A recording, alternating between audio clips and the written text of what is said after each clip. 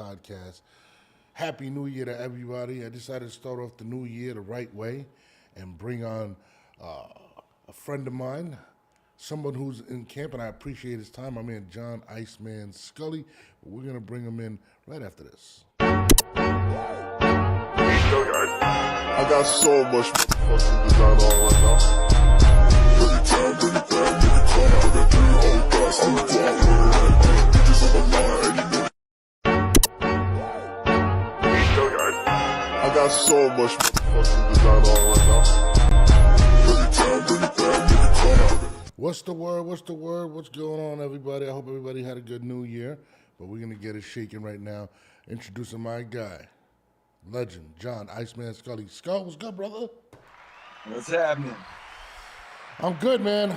New Year's was interesting, just hung out with the family, stood home, stood off the roads. I'm really weary when it comes to New Year's. I don't like to go out, just the drinking and all that, so I try to keep it safe and, with the fam, you know what I mean? How was yours? It's just another day to me. New Year's, yeah? It's a date change. I mean, it's okay, but I don't get super excited about it. I don't drink. I've never drank alcohol my whole life. So. Really? I'm not a drinker either. Everybody makes fun of me for that. It's crazy. I mean, I've never tasted alcohol. I don't even know what it tastes like. Nah, I have no idea. I don't care. It's terrible. I've probably drank in my whole life maybe like 3 times, and it was all people like, please, and I'm just like, but I hate the taste of it. I don't get drunk. I don't do any of that. Oh man, John just went out. There you are. Hey, John. So I was on your Instagram the other day, and I was really, for the first time, I got really jealous of you. I'm not gonna lie. I was very jealous of you, and I'm mad that you did not tell me that you took a picture with probably my first crush ever, Rosie Perez. Rosie. Oh, your volume, no. I can't hear your volume. Hold on 1 second, y'all. We're going to fix this volume real quick. I think you're going to have to go back and come back in because you fell out. Go back and just come back in. We're waiting for John to come back in. His audio went out. He's going to come back.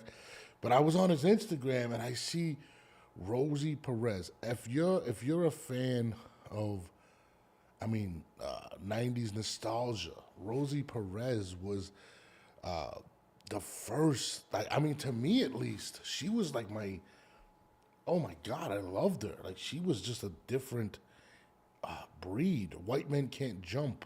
That was my stuff right there. That was the movie that I loved, so hold on. Let me see if we get John back in here real quick. I think his stuff went out. We're trying to fix it right now. Just give me 1 second. Hopefully it'll come right back in. All right, now I see you, John, but now you're sideways. I don't know what happened just now. And I still can't. Okay, hold on. I still can't hear you. Hold on. I hear you now. Hello. All right, you hear me? You there, buddy? Hold on 1 second. All right, we're gonna keep working on this audio while John goes in and out real quick. John, you there? Yeah, I'm here. All right, I'm sorry about that. I don't know what happened. Listen, you like Rosie Perez? John, I don't think you understand. I gotta tell you the story then. Hold on. I need to get the visuals of this because she's like oh my God, dude. Hold on. Let me bring you in real quick. Let me just fix your video. Sorry for everybody that's tuned in. I gotta hear this because they gotta stick around for the story. That's my baby. Oh my God, you don't even. I don't think you understand, that's my bro. buddy, man. Yeah. What? Listen, hold on. We're gonna bring you in right now. Hold on, everybody. I gotta hear the story. John always has the best stories, but John, I was pissed at you, man. I'm not gonna lie. I was like, John, don't tell me this. Not Rosie. There you go. So I see the picture, right? Yeah. And I'm like, not Rosie Perez. Now let me give you when I was about maybe like 8, 9 years old when I was introduced to Rosie Perez. I seen her in White Men Can't Jump. And literally the way she talked, the way she moved, the way she looked, I was in love with this woman. You don't understand how much I loved Rosie Perez. Please tell me what happened. Okay. So the movie comes out, right? And White man can't a jump, few right? months later, what's that? White man can't jump. That's what you're saying. White man gets Okay. out, comes out. A few months later, I fight in Las Vegas on the Holyfield Bow undercard. And so the fight's over, and I got cut in the fight. I had 3 cuts. So I had some sunglasses on. So I'm downstairs, and I'm in the I don't know what it was, like an alleyway, and the fans were walking by, and a lot of stars were there. Magic Johnson was there, Chris Rock, Martin Lawrence, all kinds of people were there, right? I'm talking to a few of them. I talked to Charles Dutton, the guy who played Rock on the TV show. Me and him talked for a while. He was real cool. So Jack Nicholson was there. No way. So at one point, Rosie walks by, and she looked. Now it was an innocent thing, like she just looked, and and that was it. But my trainer Peppy, he's like, you see that? She looked at you, man. She looked at you. And I said, yeah. I said, he said, go say something to her. Gotta say something to her. And I said, I'm all cut up. I just lost the fight. But so anyway, all these years go by, and I'm always saying, I said, if I ever see, I should have went up to Rosie Perez, and I should have said to her, hey, I can jump, right? And I can jump. And that would have been my opening line. Yeah. So I never, as many places as I've been, fights, whatever, I've never met Rosie Perez, never seen her, never been in the same building with her. I get on Twitter, and I see her on Twitter, and we commented on the same thing or something. So I started talking to her, and I told her the story. So we got to be kind of friendly, and so she says to me, if you ever see me in person, because I told her, I said, I was going to say, I can jump, right? And so she said, if you ever see me, come up and tell me that, right? Literally, like 3 months later, I'm at the Hall of Fame in Canastota. We're in the high school gymnasium where the autograph show is going, and they have different stars on the stage, and they have the master of ceremonies, or whatever they call it, the grand marshal of the parade. As luck would have it, she was the grand marshal of the parade. So they come over the loudspeaker, and they're like, coming to the stage right now is Grand Marshal Rosie Perez. And right away, my friend looks at me, he goes, you got to get in line, man. You got to get in line, because I don't wait in line for anyone, right? I hate it, yeah. I don't have anything to sign. So I wait in line. I'm waiting in line. All these people have, stuff for her to sign and everything. So I finally get up there. She's there. I walk up to her, and I kind of aggressively, I tap on the table, and I said, listen, I I don't have anything for you to sign. I don't even have a pen. I said, I just want to tell you something. And she looked a little scared, right? She's like, all right. I said, because she doesn't know what I look like. Okay. She just knows me from Twitter. So I go, I can jump, right? She jumps up out of her chair, runs around the table, and gives me a hug. Wow. Right? And we've been friendly ever since. I've actually been a guest on her podcast. She does a podcast with her cousin Sixto.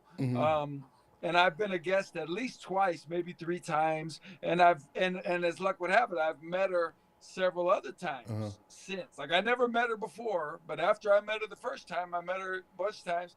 And she introduced me to her husband, and so we've been friendly ever since. And she's really cool, super down to earth, really, really good girl. I absolutely adore this woman. I love her.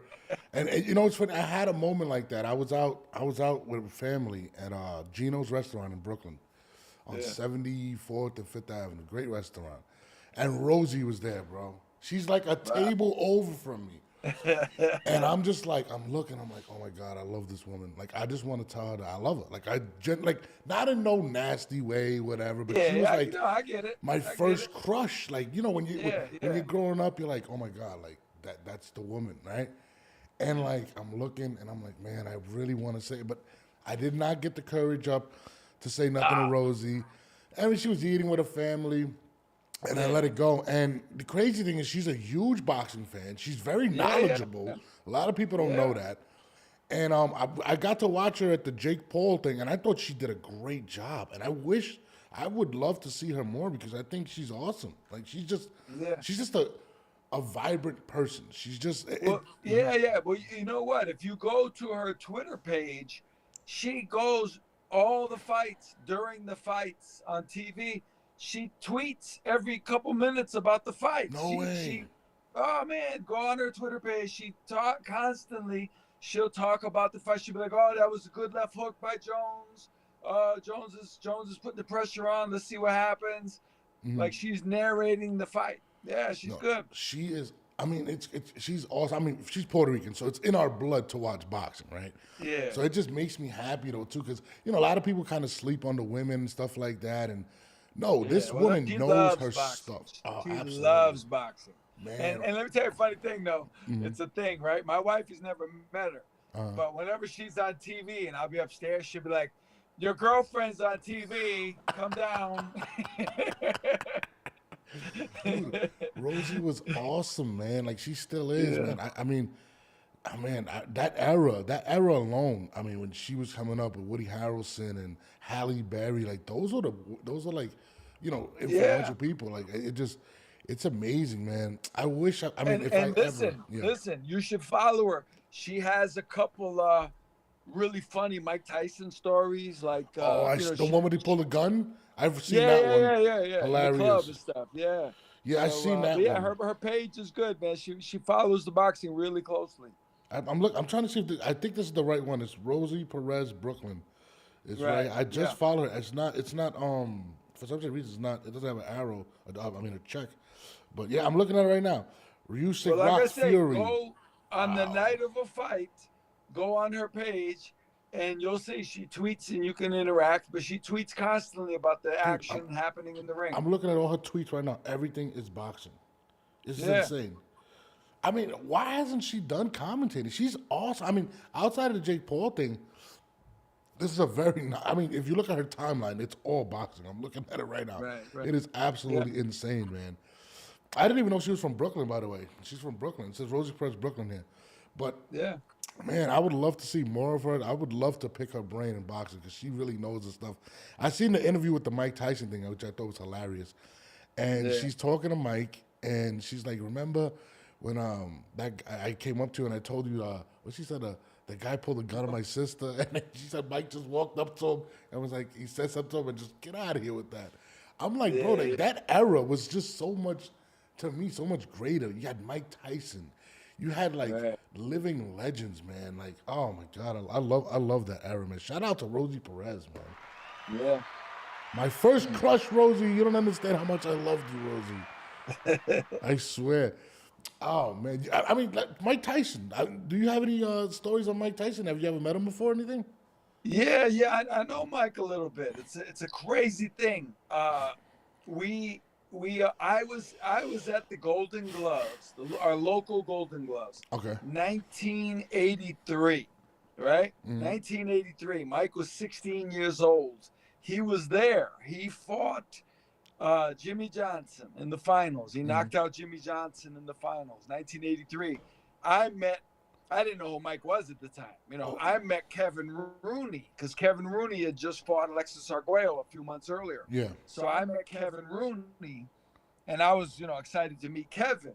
But Tyson was there. So, he becomes who he was and everything. And so I met him a few times. The first time I met Mike Tyson, 1989 at Caesar's Palace in Las Vegas. And I never forget, we went to take a picture.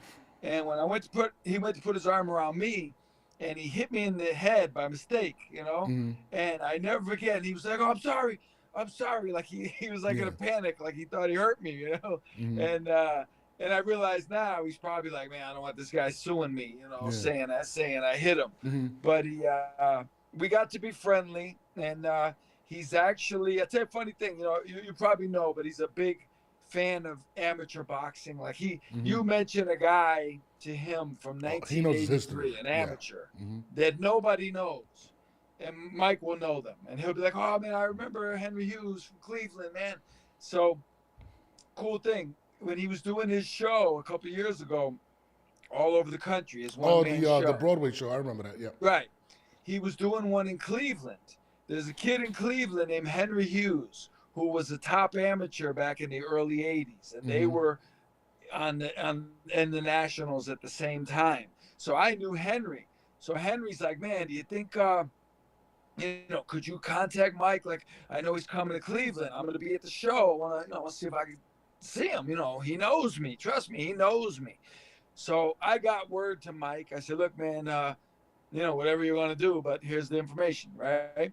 And I don't think anything of it. A couple weeks later, Henry Hughes sends me these pictures, and he's like, man, Mike treated me like royalty. He had me in the back room with him. I got pictures with him. He showed me pictures of them in the dressing room. Yeah. He treated Henry Hughes like a superstar. Wow. Yeah, it was pretty cool. What's crazy about, like, people misinterpret or sometimes speak badly of Mike without knowing. I see these videos where people antagonize him and stuff like that. Yeah. And I met Mike Tyson when I was a kid. I must have been about 9 years old. And this is like at the height of Mike Tyson mania, right? Like this is probably like 1991 or something like that, prior to him, getting locked up or whatever. And he used to come to my grandmother's block on 49th Street and 5th Avenue in Brooklyn. He was dating some, he loves Latin women. Like, that's his thing, Latino women, right? So he's dating this girl that lives literally across the street from my grandmother. And there was rumors that he was coming every night, just coming to see her and the family. So one day I'm on the block, and they caught wind that Mike was there. So I'm telling you, this is crazy. The entire block gets flooded with people. Somebody got a megaphone, cops came, they're like, Mike, come outside. This is broad daylight, right? And I'm like, man, Mike's gonna come out, he's gonna lose his shit, right? And I'm out there, I'm like 9 years old, I'm just sitting there, and I wanna see Mike. Bro, Mike finishes his dinner, right? He comes outside. Now, there's got to be at least 600-700 people outside. By himself, no security, bro. And he's just like, puts his arms out. He grabs me and my little brother, and he puts me under his arm like this. And I'm just like, first of all, I'm like 9 years old. I'm like, this guy's built like a tank. Like, it's insane. Yeah. And he's just taking pictures with everybody. And not only that, right? He goes, you know what? He sees a pigeon coop, because, he loves pigeons, up the block on 5th Avenue on the building. He goes up there. He starts flying pigeons with the fans. Like, this is literally hours, bro. Like, I'm like, I can't believe this. And Mike was just awesome. Like, that's why when people say stuff, I'm like, no, man. Like, this is a guy that's been through so much, has dealt with so many bad people in this industry, but he really has the heart of gold. I could not believe how awesome Mike was, man. And to this day, I wish I could. I would love to meet him one day again. I just want to tell him that story because he made me a fan for life. Because right. Well, you saw a side to him that nobody would see, right? Mm-hmm. Yeah. And you realize that, man, it's just a regular guy. Like he's one of us, right? Yeah. So I'll tell you another quick one. Everybody knows he's a big, boxing fan. He knows boxing. He knows the game. So especially amateurs. Like a lot of guys leave the amateurs and they forget amateurs, right? Mm-hmm. So I spoke to him one time and somehow it came up. I told him I got a lot of stuff from the 1983 Nationals, the Ohio State Fair, blah, blah, blah. He goes, oh, I don't have any of my stuff. I lost it years ago. Wow. So, man, I'll make copies and I'll send it to you. So I do that and I mail it. And a few weeks later, I'm with my wife. I was in the garage and I was training someone. And I remember phone rings. I didn't recognize the number. And I put it on speaker, hello. And I didn't recognize the voice. And my wife's going, that's Mike Tyson. No way. That's Mike Tyson. And he goes, hey, what's up, man? He goes, I got the package. And he was just opening it. He called me as soon as he got it. Wow. And I'll never forget. Now, this is what really impressed me. He's calling his kids from upstairs while he's on the phone. He's going, come on, come look. I got some stuff to show you. And he wanted to show them the stuff when he was 17 and stuff. And I just thought that was really cool. Nah, Mike, I swear, man, like, if they, people say Muhammad Ali is the greatest, and he was, he is, right? But to me, I think Mike is like the people's champ. Like, I don't know how to explain it, man. I'm from Brooklyn, right? Yeah. Mike to us there's nothing else like Mike to us, man. Like It's No, absolutely I get insane. it 100%. Yeah. Like he's like the greatest thing for us in Brooklyn. But And you know what? yeah, To be fair, and he may have got this from the man, but Ali was like that as well. and Like that's what he Ali loved. He was loved definitely. Ali. You can see videos of Ali walking, in the hood Yeah. and guys outside a barber shop, and he's shadow boxing with like they were very similar. I would not be surprised if subconsciously or not if Mike got that from Muhammad. I mean, that's his favorite fighter of all time. Like, Right. I would assume he did. yeah, and bro, the way he talks about Muhammad Ali, I seen an interview on Arsenio Hall. I think Oh, it he was. gets emotional. Yeah, Yeah. he loves him, and Mike kind of carries himself like that, man. Like Mike goes, bro. Like Mike he's a literal living legend. He's an icon, and he just Yeah. walks and he's very nice. And this is a guy that's been through it all. And I loved when he was talking about Muhammad Ali, right? And they asked him who's the greatest, and he was like, "This him right here. Like, there's no doubt he's the greatest." And I remember he was telling a story that Muhammad Ali, when he seen Larry Holmes beat up on, I think it was Larry Holmes, beat up on Muhammad Ali. Muhammad Ali was pretty much done, and he said he was going to pay him back for that. Gets the fight, and Muhammad Ali says in his ear, "Get him for me," and Mike just goes. Like, these are things that I don't understand. I don't think people understand. Like, Mike Tyson should be protected, period. Like, this guy he's a beautiful person, man. I genuinely love this man, bro. Like, Mike Tyson, Rosie, Perez. These are the people that I love, man, growing up, man. Like, man, I got you. I would love to take, like, if I ever got the opportunity, I would love to just take him out to dinner, man, and just tell him, like, Mike, like, honestly, bro, I don't want nothing signed. I just want to tell you face to face, brother. I love you, bro. Like, you're like my hero growing up, man. Between him, Hector Camacho was one of my guys. But Mike, nah, man, Mike is king to me, man. But shout out to Mike Tyson, man. Yes, sir. Man, Scott, I love talking to you, man. I get to listen to these stories. I didn't even know you knew Mike like that, but I was gonna ask you one day. Man, I love Mike, man. Like, everything about him, man. Well, when it's a funny thing. Like, I don't know him. Like, we don't hang out. Yeah. But I've met him a bunch of times, and he knows me. Like, I actually come to think of it, if you go to YouTube, there's a video of him talking about me, saying something like, if you need a phone number, call John Scully. He's got the number, and that's probably because I got him Henry Hughes' number, and I got him these guys who he hasn't seen in 40 years, So he's different than I think people would perceive him. No, he definitely is. And it's crazy because what he said is 100% accurate, right? Just the fact that, listen, you're an encyclopedia. I love to, like, I don't know everything about boxing, right? But if I had a question, you would be the first person I would call. Like, literally, dude, like, I don't know if you have, like, I can guarantee you, if I said, Camacho, have you ever had interaction? I can almost guarantee that you've had an interaction with Macho Camacho. Oh, 100%. Couple times. I used to talk to Macho on the phone. Get out of here, man. I never met him. When he was coming back later in his career, he used to call me. It was weird. It was kind of crazy. He used to call me to try and help him get a fight. What? And I was trying to help him out with some people and stuff. And but I met him, and it's a funny thing.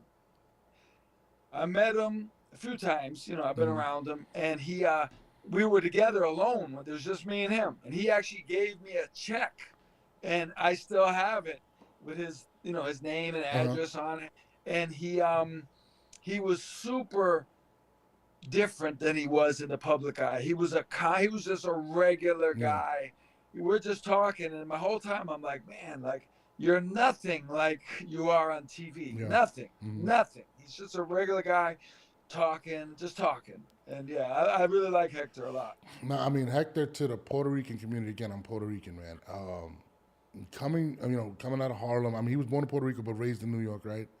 Right. He embodied everything that we loved, man. I remember just sitting in my grandmother's living room. Now, she had like a railroad apartment. Her living room was probably half the size of my garage, let's just say, right? And every time Camacho would fight, every time Mike Tyson would fight, we would all cram in. There had to be like 100 people in a room that probably only fit like 20. And we would just sit there. And when our hero would come out, and listen, Mike Tyson is Puerto Rican to us. We love him, right? That's how much we love him. But when Camacho would come out, it would be like the craziest reaction. Like, we genuinely adored that man. I remember him coming out of Puerto Rican Day Parade. When he did the flurry, every time he'd do the flurry, the crowd would lose it. I mean, I mean that era, man, is so crazy. But Camacho was him and Mike Tyson are my two favorite fighters in the history of boxing, and it's more than just boxing with them. Like, it was I get it 100%. 100%. Listen, when Mike lost to Buster Douglas and Camacho lost to Chavez, dog, I cried. Like, I'm not gonna lie to you. That's how I felt. Like, when Mike lost to Buster Douglas, my heart was broken. When Camacho fought Chavez and he lost, and again, that to me, Camacho was going through a lot of stuff, a lot of the street stuff. A lot of people would tell me, I was still a kid, I didn't fully understand it, and I got to watch his documentary. And to this day, man, I wish we would have got 100% dedicated Camacho. Because I think he could have been the greatest fighter ever. That's how much I loved everything about Camacho. Listen, I'll tell you this. You ask the average boxing fan, what do you remember about Camacho? What do you think of Camacho? And they'll say, he was all right, but he's kind of a clown. He was fast, but he got beat by Chavez. And so, listen, man, Camacho in 82, 83, 84, that man was phenomenal. Yeah. Phenomenon. Mm-hmm. He was awesome. And put it this way, for boxing fans today, Tank Davis wouldn't stand a chance, I don't think, against a young, fast Camacho. And none of those guys, because he was before he fought Rosario, he was gutsy. He was the definition of letting your hands go. Yeah. Like, he let his hands go. You remember when he fought Bazooka Limon, he threw like 7 or 8 left hooks to the body in a row. Mm-hmm. Like, nobody did that, the fight with Edwin, it altered his style. Now, that's probably what allowed him to fight so many years later. Yeah. Because he altered his style. He wasn't getting hit as much. But at 130, 135, I mean, he was going to be hard to beat back in those days. No, and people forget that. I mean, and it's crazy. Like, again, I was a kid, so when he fought Rosario, it was like a divided country, right? Like, it was kind of crazy. Like, it was like New York Puerto Ricans versus, you know what I mean? And a lot of people had Rosario winning that fight, to be honest. But that fight really did alter how he looked. And when I watched the documentary, it was sad because they said that. They were like, yo, he didn't want to, he left that fight like, bro, I don't ever want to get hit like that. I never took a beating like that. And it really did psychologically change Camacho's approach. And, I wish, Camacho had more, I would say better people around him and stuff like that. I feel like, just watching the story was really tragic. What he lived through, what he went through, but just talent, just sheer talent. And also being a southpaw. Being as fast as he was, he had pop. Man, I think you're right, man. I don't think anybody at 135 or 130 to this day would have beat him in his prime like that. Right. That's not an insult. No. Like these guys are still good fighters and all that, but my point is, people forget how good he really was. Like, he was. Even Sugar Ray Leonard back in '83. Sugar Ray Leonard was on CBS Sports, and Ray was like, "Man, this guy, he's got it all. Like, in and out of the ring, this guy's got it all. He's unbelievable." And his combinations and everything. People, it's a crime against boxing, and against Hector in particular, that people don't know that. Yeah, they think he's the guy that fought Greg Haugen and Chavez. Mm-hmm. They think that's him. Mancini. They think it was that era. That was not Hector Camacho. Hector Camacho was 1981, 82, 83. That's Hector Camacho. And not only that, I think people tend to forget. Everybody talks about the flamboyancy in boxing and the shorts and the show going to the ring. That was all Camacho. He started that. I mean, you tell. Am I wrong? Yeah. Yeah. He's the one that started the ring entrances, the party, and the dancing to the ring. Can you imagine? Remember, there's no camera phones back then. There's no cell phones back then. There's no social media. How big would Camacho be in today's boxing game? Like, with social media. People talk about pay-per-view stars and stuff like that. This guy was the epitome of a star. He really laid down what a lot of boxers probably don't even know to this day who they're following, and it's Camacho. Right. Yeah, for sure. No, like I say, it's a crime that people don't remember that guy Yeah. because that guy was special. No, no, he was definitely special.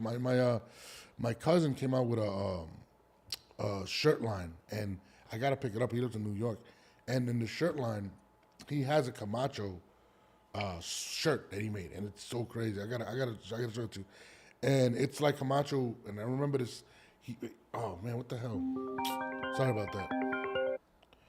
It's Camacho, and he's wearing. I remember when I forgot what fight it was. And, he was big on Puerto Rican heritage.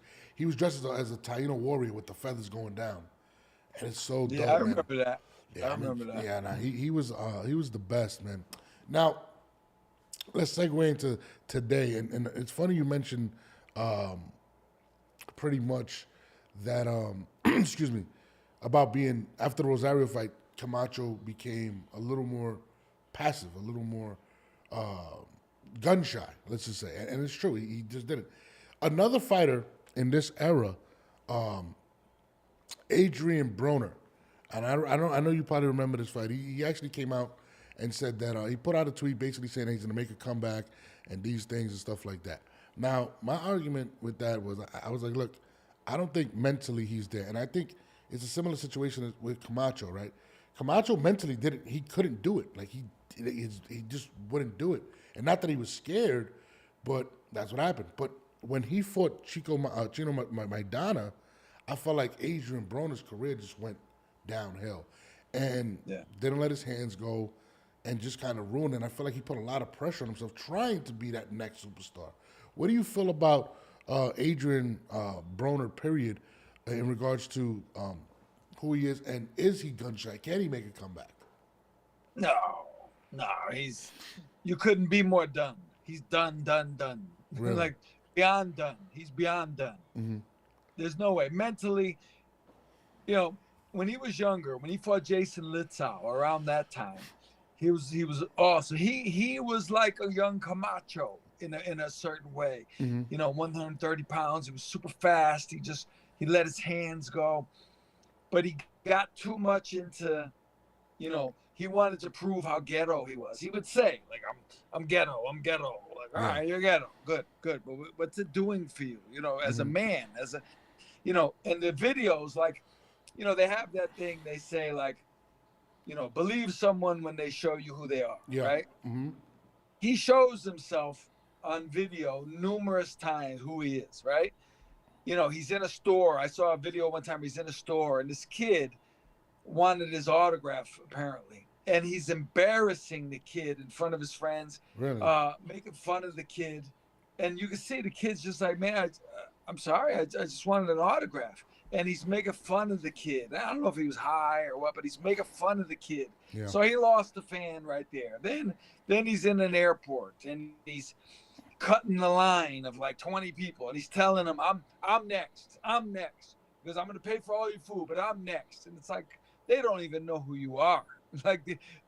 Don't think you're Muhammad Ali and all these people are honored that Adrien Broner is buying their lunch, because none of those people know who you are. They have no clue who you are. He shows himself, and that's probably who he is. And it seems to me there's probably some demons in the background there. And to be the world-class champion you want to be, you can't have those kind of demons and think you're going to make it. It would take someone very special to make it despite of that. Yeah. You know what I mean? And, but his days are gone. Like I don't even consider him fighting anymore. No, listen, and I can't agree with you anymore. And I think Adrien was a very talented fighter. Yeah. But I feel like, when they say you put the cart before the horse, I feel like he was more obsessed with becoming a superstar than being a great fighter. And he was a great fighter, which is crazy. 100%. And, he named himself, and a lot of the thing is, he wanted to follow Floyd. He named himself about billions. He was all about, he created this persona that I feel like when he eventually fought Chino Maidana, which he didn't believe was a threat. I don't even think he watched film on him, to be honest with you, when he fought. Right. I think that really broke him. Like literally that fight, when you watch the fight, he even reverted to try to embarrass Chino Maidana. and dry humping him in the thing. I don't know what the hell that was. Right. And after, that was a little weird. Yeah, it was super weird. But Maidana just like beat the living hell out of him, and you watch him being carried out of the fight, right? Like he's kind of walking, and there's a famous walk where he's walking after the fight, and he looks broken. Like he's just like, yo, what just happened? And I feel like everything that he said, everything that he was trying to build, came down at that time.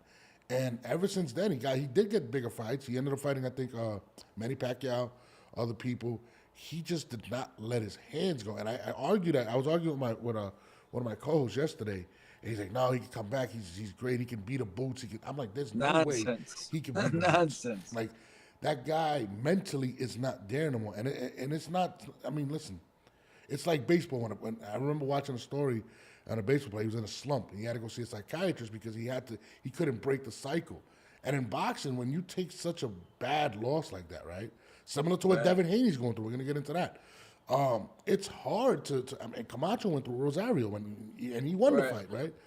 How do you overcome that? People don't even think about mental health in boxing, which is crazy. Right.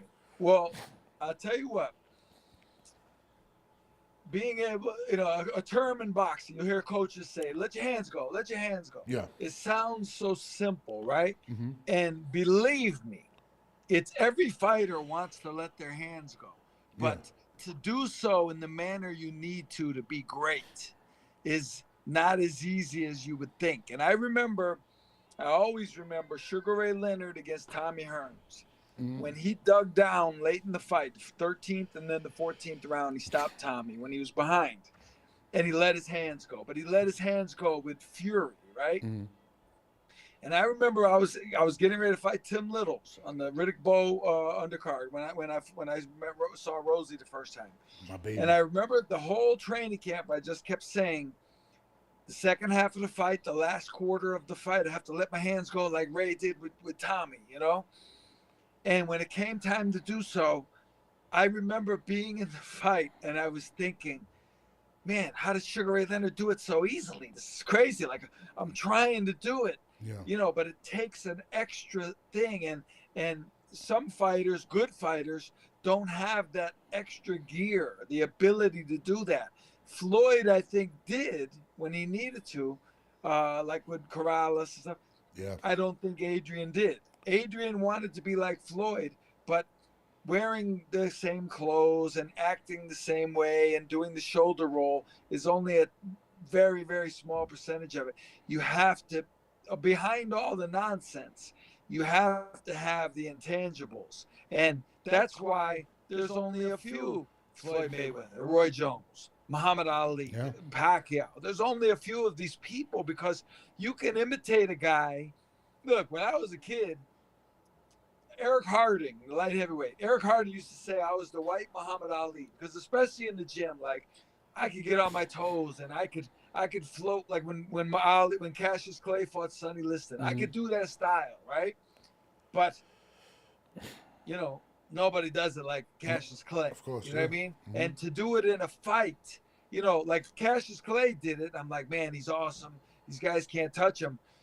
When I would try to do it in a fight, I'd be like, man, but I'm not doing anything. I'm not working. I'm probably losing. The mentality wasn't the same. So there's a reason why these guys are great. There's a reason why you can't just imitate a guy. It's like people try to sing like Whitney Houston. They go, I'm going to sing like Whitney. I go, okay. If it was that easy, we'd have 10,000 Whitney Houstons. No, absolutely.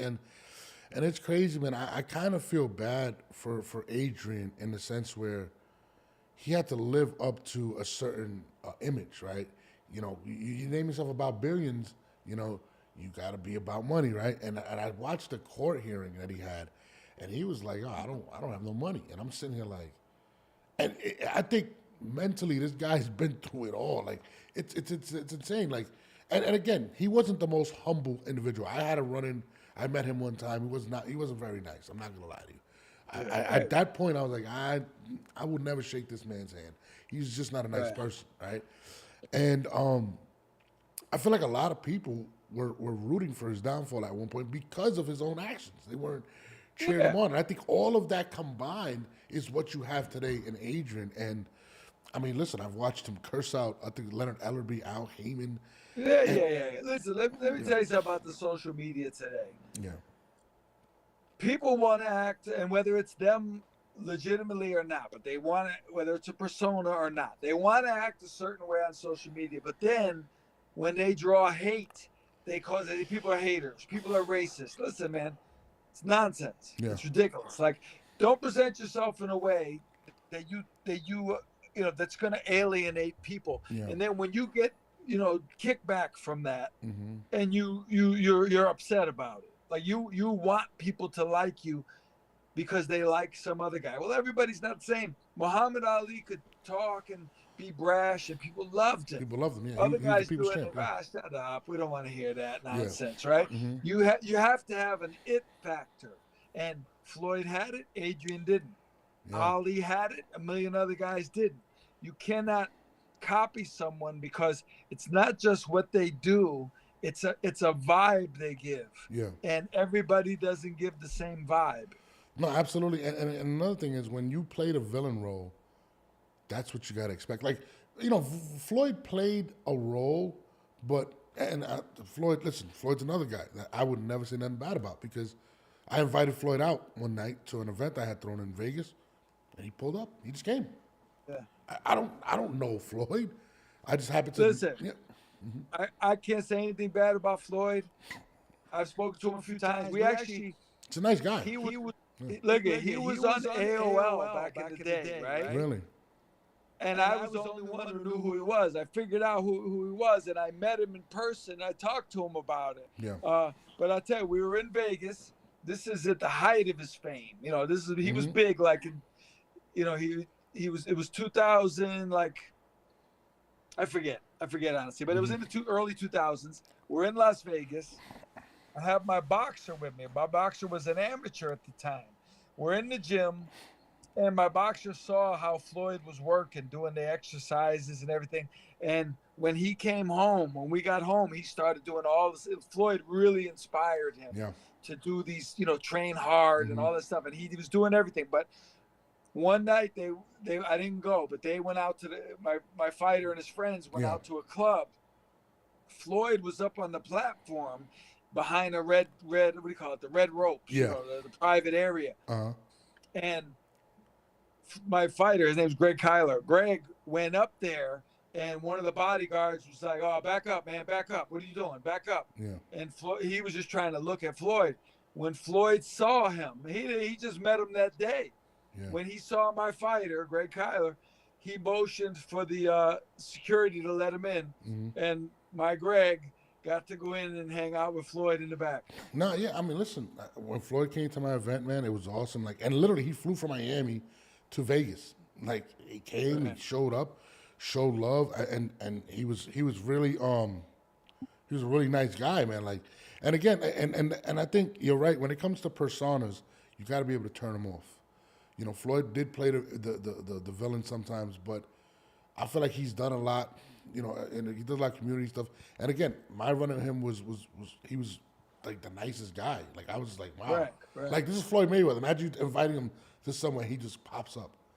That's absolutely insane. Like, I'm like, you don't owe me anything. Yeah. I like I say, I've told people many times, I didn't hang out with him. I didn't go clubbing with him, but I was in the gym when we talked privately, just me and him. And I've always said, man, I have nothing bad to say about Floyd. Floyd treated me well. He's a nice guy.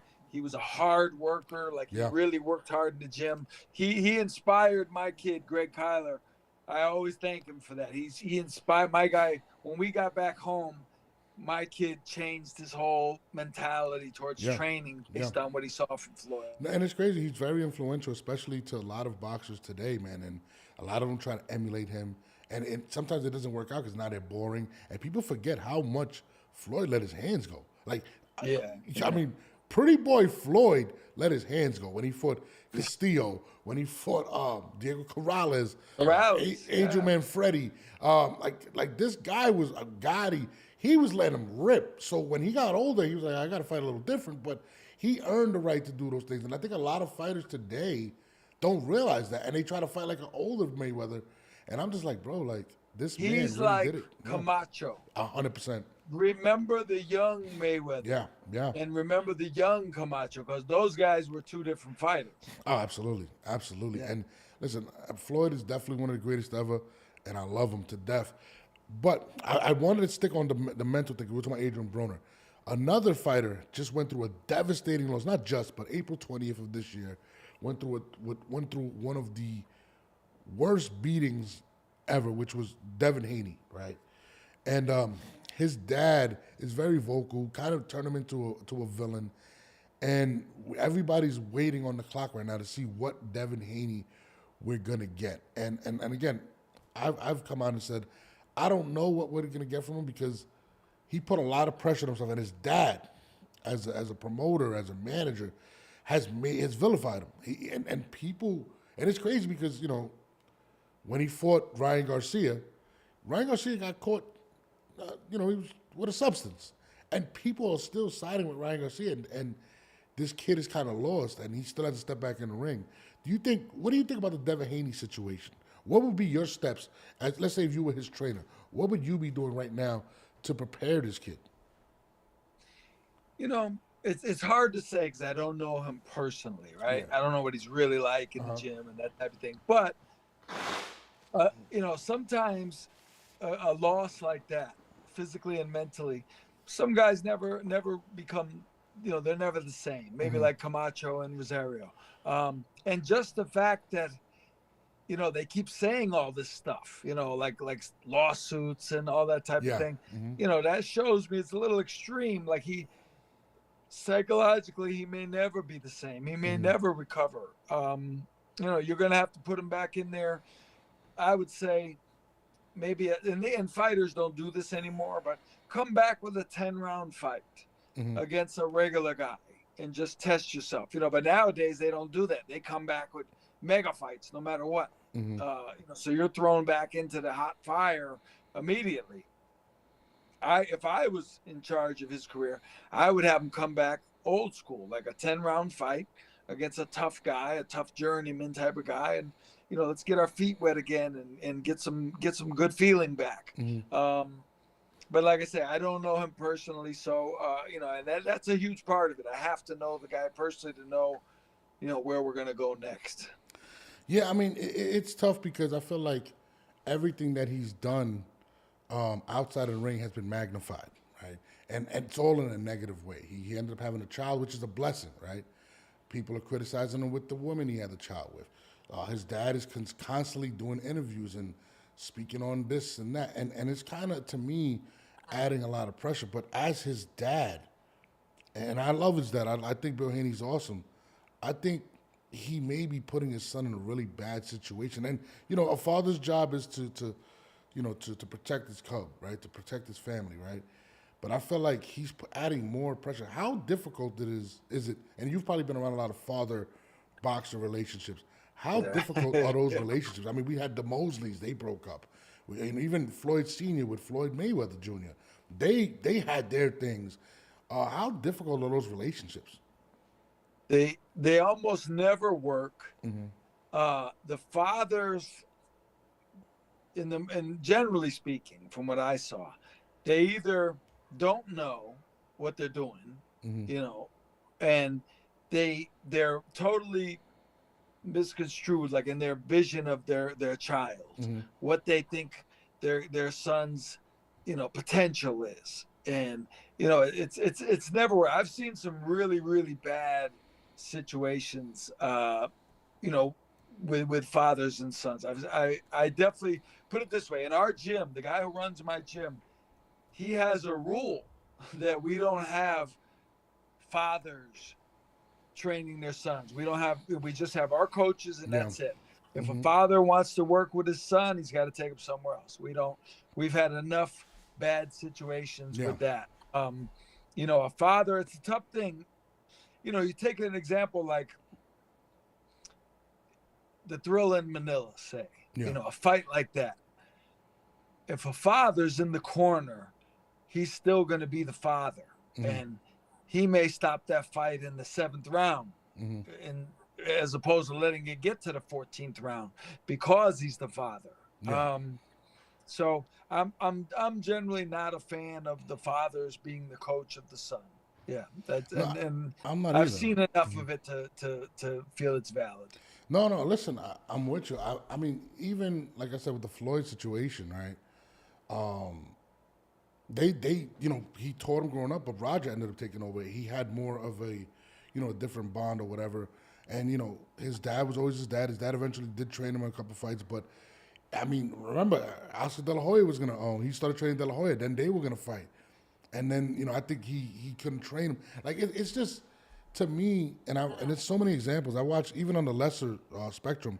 I watch. I think his name is Josue Vargas. Of Scully. Oh, there you go. You got a phone call or something? You're gonna have to get off and come back in again. Your volume went down. Yeah, I can't hear you, so you're gonna have to go back and come back in. Okay. So we had a Josue Vargas, right? And yeah, I can't hear you. He's frozen now. And Josue Vargas was getting the crap beat out of him, and I think they should have thrown in the towel, and he threw. You hear me? You there? Yeah, I hear you. All right, there you are. So now, like I was watching this fight. This guy named Josue Vargas, and he was fighting. I can't even see you no more now. I hope they can hear you.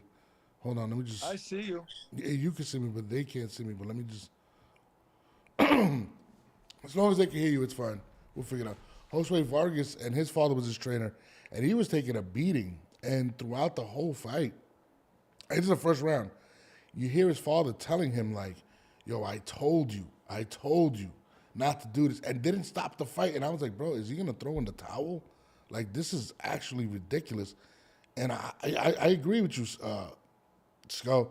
I don't think that fathers should be trainers. It's just one of those things. I just don't. It's a tough situation. There's too much emotion that, like in other words, you can't turn that switch off. You can't forget that that's your son. Yeah. You know what I mean? And it's a really, like I said, it's a proven thing. Like it's just the fact that we're discussing it.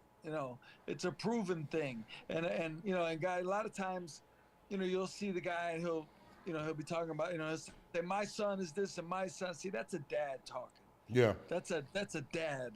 He's not being realistic. He's not going to admit that his son, you don't really see fathers as trainers saying, yeah, my son really messed up. He was really lazy for this fight and, whatever. But generally speaking, it's obviously not a ideal situation. No, I hate it, man. And again, I like Bill a lot. I think Bill's a good promoter, but I feel like sometimes, especially in the situation now where his son was embarrassed to the public like that, sometimes you just got to just regroup and stop talking about it. And that's something that I would like to see Devin bounce back. You know what I mean? But yeah, the fact. I mean, and another question I have: how soon do you get him back in the ring? It's been since April 20th was his last fight. How soon do you get him back in there? Right. I mean, a rest is good. A rest is definitely good, mentally, physically, emotionally, and all that. But I would say he's due. He should be in training right now for a comeback fight, for sure. February or March would be probably ideal if he's in shape right now. But you can't wait too long. You have to, get back on the horse, so to speak. Would you allow him to go right into a rematch with Ryan Garcia after what transpired, or would you just say, "Hey, let's go another route"? From a boxing standpoint, being completely realistic, I would prefer a tune-up fight. But now, like back in the day, guys would have a tune-up fight because you need a tune-up fight. You're like an automobile and you gotta be tuned up. Yeah. But now it's like, oh, he's scared. He doesn't want to fight right away. You can't.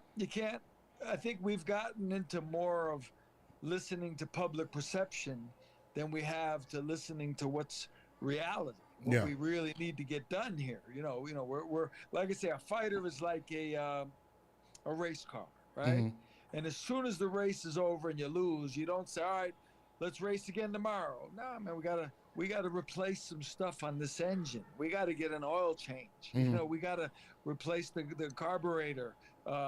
You know, but people don't want to do that. They want you to put that car right back on the track. Yeah, I mean, and again, like boxing, and you said this is a lot of it is mental. You know what I mean? Unbelievably so. Yeah, you said yourself, if you don't have the mentality of a killer, you can't go in there and expect it. And, you know, I don't know how much that loss affected him, but just the way Dev has responded throughout social media, you know, there'd be a lot of things I'd be doing. I would, you know, I don't know, man. It's a tough situation. He's embarrassed. He doesn't know what to say. He doesn't know what to do. And I get it. I'm not insulting him. I'm just telling you, he's embarrassed. He doesn't know what to say. He doesn't know what to do. He sounds crazy when he finally figures out something to say. You know, you got to get back in the ring. Nothing matters. Like, we can go on and on with the Instagram postings and the brash talk and all that nonsense. It doesn't matter unless you go back in the ring and beat that guy. That's the end of the story. So that's why I don't. The older I get, the less I listen to what fighters say, because I know you're saying what you feel, but not necessarily what's reality. You know what I mean? You're speaking out of emotion, and you know, that's why before a fight, two guys will spend 6 weeks talking about all the stuff they're gonna do. Right? Yeah. I'm gonna do this. I'm gonna do that. I'm gonna do this. I'm gonna do that. This and that. On fight night, one of them is always a liar. One of them doesn't get it done, and then it's like, well, I couldn't do it. You know, I tried. You know, so you spent 6 weeks telling me what you're gonna do, and that's what it comes down to. I couldn't do it. So I don't care what you say you're gonna do. I want to see what you're gonna do. Yeah. I got one more for you. I know you're a busy man. You're in camp with Arthur Beterbiev. That's my guy now because of you, because you're my guy. So now Arthur's my guy. I love Arthur. So this is funny. Claressa Shields. I know you're a supporter of all boxing, women, male. You're not? Yeah. All right. So Claressa Shields did this interview. I want you to hear this real quick. I would beat him in a fight, and you know that. And if that fight presented itself, it'll be no question. You'll say yes. 10-ounce gloves, no headgear. Yeah, absolutely. He's a big guy. I'm a big woman. The biggest and strongest man don't want all the fight. I mean, I hear you. They don't win all the fights. So what's the difference here? I've been boxing for 18 years. The difference is, Claressa, you are a woman. He's a man. I got you. He got a. I get it. But what about the skills that I have? That doesn't matter because I'm that plays a part. Of course it does. I'm not saying that he's beating you, you beating him. I'm just speaking of the matchup. At some point in that fight, that size is gonna play a part. You don't think? He gotta break me down. He gotta be able to hit me. I gotta be able to break him down. I gotta be able to hit him. So she's referring to Jake Paul. She said, and remember, Jake Paul showed up at his last fight at 230 pounds. Yes, he fought Mike Tyson, who didn't want to fight. But Jake has a little bit of skill, and he, at the end of the day, is a man. Is Claressa Shields, I'm going to say, is she bugging with fighting a man? Listen, let me like, her promoter, Demetrius Salita, is one of my best friends in the game. Okay. I've known him since he was 14 years old, right? Mm-hmm. I love Demetrius. He's my boy. I met her once, maybe I met her twice. First time wasn't so great. Second time, she was cool. She was, you know, it was fine. I respect. She's a good woman, boxer, everything. She's good for the game. She brings publicity to the game. All that, right? But I'm a realist, right? Mm-hmm. And it's not my opinion. This is a fact. Jake Paul knocks her unconscious. She's out, dead to the world, sleeping. Not TKO. If he hits her flush, she's dead. She's on the ground, and we're worrying for her life. That's what happens. She cannot beat him. She cannot hurt him. She can do nothing. And I'm not disrespecting her, but I'm a realist and a purist. Yeah. She would do nothing to him. And the thing is, I'm not a Jake Paul fan at all. Mm-hmm. In no way, shape, or form. I'm not into it. But he kills her. She's dead. if he hits her flush. There's no chance. There's no chance. This is just beyond nonsense. And like I say, I respect her as a women's boxer, all of that. She's been good for the women's game and everything, but come on, man. This is, and then look at, here's the difference between me and some of the other people in the game. Everybody in my game knows this. Everybody feels the same way as I do. I'm just one of the few people who's willing to say it. I know that, certain guys don't want to say it. They don't want to get her upset. They don't want to seem like a hater, or they're afraid to be called a hater, or whatever that means. But I'm a realist. Yeah. Even if she was my best friend, and look at Dimitri and I are friends. We text each other. I mean, I love Dimitri Saliba. That's my boy, 100%. I've been to his house when he lived in Brooklyn when he was a kid, right? Jake Paul kills her. There's no chance. Forget that out of our heads. There's no chance she beats him. Now, I'm with you, and I love Claressa. I think she's done great things for the sport. But I feel like she's at a point in her career where she just witnessed Katie Taylor and Amanda Serrano get the biggest female purse in the history of boxing. I think it was $14 million or something crazy like that. And that was all because of obviously what Amanda Serrano has done, but also her relationship with Jake Paul and MVP Promotions. I feel like she's reaching for the bag. And she's even come out and said, she would say, hey, listen, I'd go to 147 to fight Amanda. What is realistic for her at this point if she's trying to obtain that type of money? I mean, I just got done saying how real I am, right? Yeah. I keep it real. There's nobody out there. Like there's only like 5 women's boxers that people really would know. Like you go on the street and ask anyone, have you ever heard of Claressa Shields? They're going to say no. Now you ask boxing people, yes, they all heard of her, right? Yeah. So there's like 5 women, put it this way, in the world right now. Mm-hmm. I'm in the game, right? I'm in the game. I know Claressa Shields, Amanda Serrano. Mm-hmm. She has a sister, Cindy, I believe her name is, Cindy. Gardner. And who's been calling her out for a fight, yep. Okay, her and Katie Taylor. Don't forget about my girl, though. Don't forget of Fundora, the sister. She's great. I don't know if you've seen it yet. Cindy. No, Cindy, I know her name's... No, I'm talking about Fundora. Oh, okay. Yeah. Okay, so her. Okay, so there's like 6. Okay. I remembered 5 of them. Yeah. That's it. I don't know anybody else. There's a girl from England. Actually, there's a girl from England, black girl. I met her at the Archer's last fight in Saudi Arabia. She was really nice. I believe her last name is Jones. Mm-hmm. I'm not sure of her name. I'm not either. Okay, but here's the thing. Yeah. That's the thing. We just proved it. I can only name 5 or 6 females on earth who box. So I can name 100 guys, but I can name 5 or 6 females. Yeah. So now you narrow that down to somebody that Claressa Shields could fight to make big money. I don't think there's anybody in or around her weight class, not that I know of. Mm-hmm. So you have to, I get it, you have to, this is the era where you have to be controversial and outspoken and say a little wild stuff. Yeah. But I'm always, this is the best way to describe it. If I was her trainer, if I trained Claressa Shields, if they told me, look, we got to hype up a fight with Jake Paul, I said, man, I can't do it. People respect me, my friends. Then that's what I care about. My friends in the game respect me because I tell the truth. If I was on there training Claressa Shields and going, yeah, we're going to knock Jake Paul out, my friends would call me and go, what are you doing?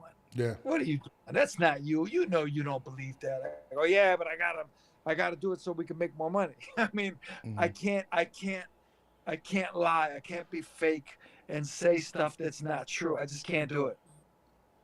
No, listen, I'm with you. And again, I respect Claressa. It's unfortunate that the era she's in is not enough female stars, and it's crazy because there's a lot of new females coming up right now. It seems like the women are starting to gain a little bit more traction right now. But it is unfortunate for Claressa, and I don't want. I mean, she's called out Keith Thurman. Come on, Keith Thurman is she's a champion at 147. So look at the reason. Like when Conor McGregor fought Floyd, right? Mm-hmm. that was for money. It was only for money, right? Mm-hmm. Because if Conor McGregor fought Keith Thurman, he would have got knocked out in the first round. Yeah. Keith Thurman wasn't a showman. He's not going to be into it. You know, Floyd had the skill set to play with him and take it easy and wear him down and give the fans a show. Yeah. Keith Thurman would have, there's no show with Keith. Keith would have went for the first round knockout and the fight would have been over. So these things illustrate the fact that it's entertainment. You know, we've crossed over too much into the entertainment world. See, back in the day, Muhammad Ali fought a wrestler in an exhibition, right? Now these fights are going on record. These are going on records. Yeah. You know, Jake Paul beat Mike Tyson in the record book. Don't remind me. That pissed me off. I'm not gonna lie. Right. It's insane. Yeah. It's insanity. We've crossed over, and I'm not a fan of it.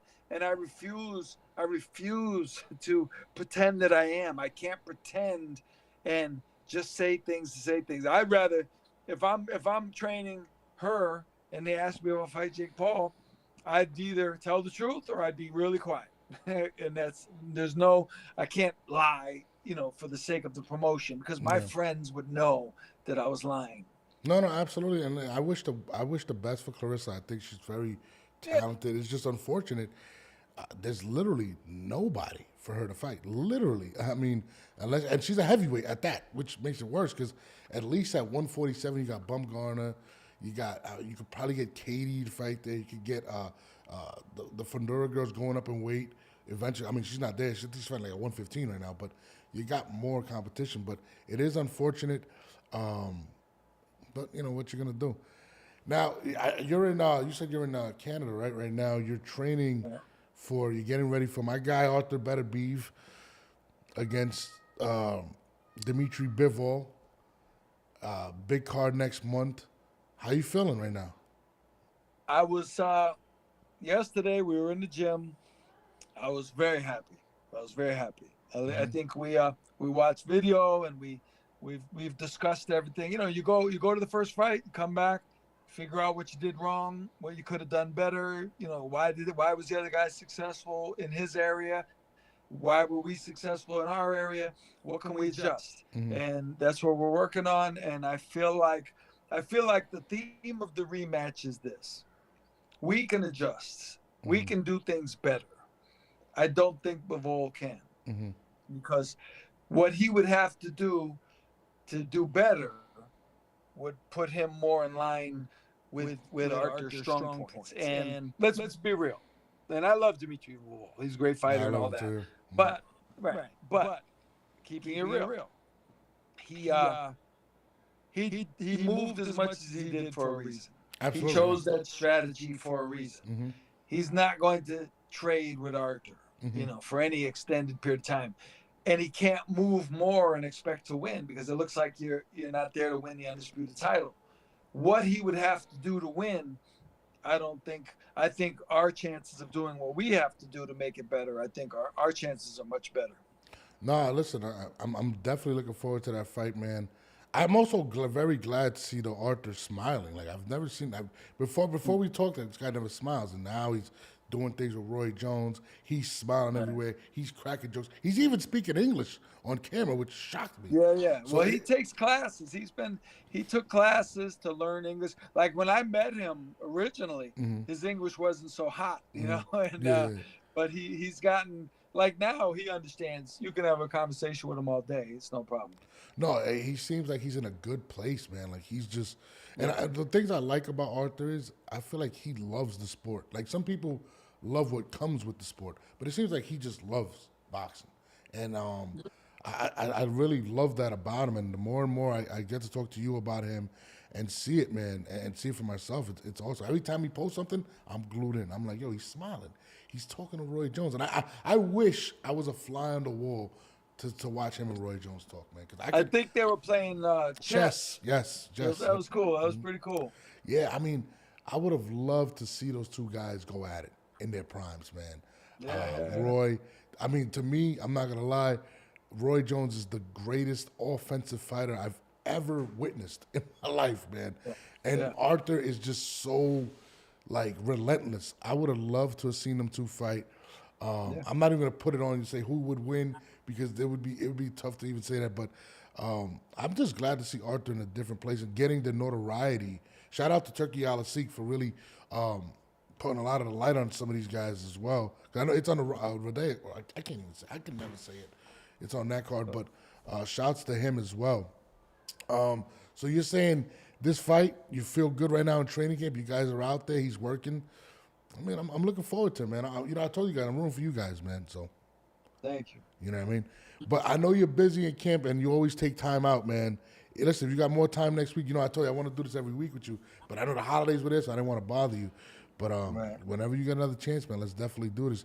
Send my love to the camp, Arthur. You know what I mean?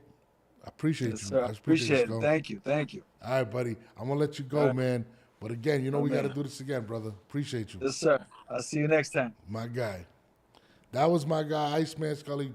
Iceman is my favorite guy to interview, man. Like, we could talk all day, but I don't want to take all his time. He's in camp right now with Arthur Beterbiev, preparing for his heavyweight rematch against Dimitri Bivol, who's another fighter I really love.